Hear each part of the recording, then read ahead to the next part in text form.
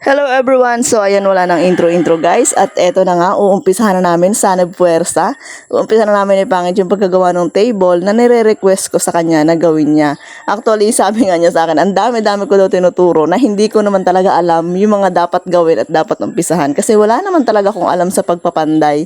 At si Pangit naman guys, hindi naman talaga siya totoong panday talaga.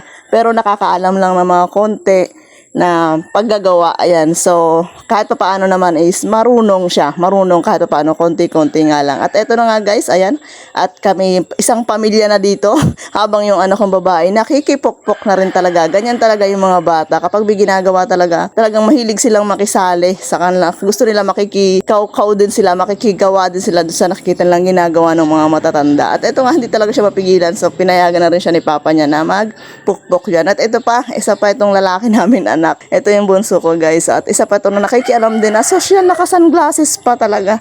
Hindi mo alam talaga kung anong trip ng mga bata. Oh. At kasi wala silang pasok ngayon. Kaya ayan, nakikisaw-saw din sila sa pagpupukpok. At hinahayaan na lang din ni Pangit para nga naman magkaroon sila ng ibang libangan kaysa puro sila gadget sa loob ng bahay. So ayun guys, at maraming salamat sa inyong pagsubaybay dito sa ating tindahan serya. At then malapit na mabuo ni Pangit yung table na nire-request ko sa kanya.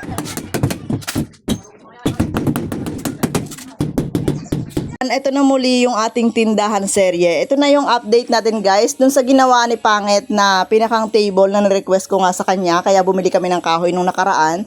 So ito na guys, yari na yon. At ang ginagawa ko naman ngayon is nilalagyan ko ng wallpaper yung ating setup ng table. Para naman hindi siya marumi tingnan or para malinis siyang tingnan guys kapag nandito ka nagluluto sa unahan. Bali yung dinikit ko ditong wallpaper guys is waterproof. Makinis siya at makintab, tapos madulas siya punasan. Kapag nag-ano ng tubig, madali lang siyang tuyuin. So, dito sa may side na to naman, ginaya ko lang yung wallpaper dun sa likodan ko para maging partner siya dun sa kanyang likod. Ito yung magiging harapan ng pinakang table ko dito sa unahan. Tapos, bali dyan ako magluluto. Ayan, nilalagyan ko siya ng wallpaper na katulad nung nasa likod. So, tuwan-tuwa talaga ako dito guys nung nangyari. Hindi man siya perfect talaga na table, pero as in, pwede na. Pwede na kaysa bumili pa tayo ng sobrang mahal o magpagawa tayo ng mahal talaga dun sa talagang magaling gumawa. Pero syempre, nag-uumpisa pa lang naman tayo. At sabi nga, syempre, sa pag-uumpisa, dapat mag-umpisa tayo sa pinakamaliit na level. At kung luluobin ng Panginoon, ay siya na yung bahala na magtaas ng kung ano man yung kalalabasan ng ating negosyo. So, ito guys, yung kalalabasan niya.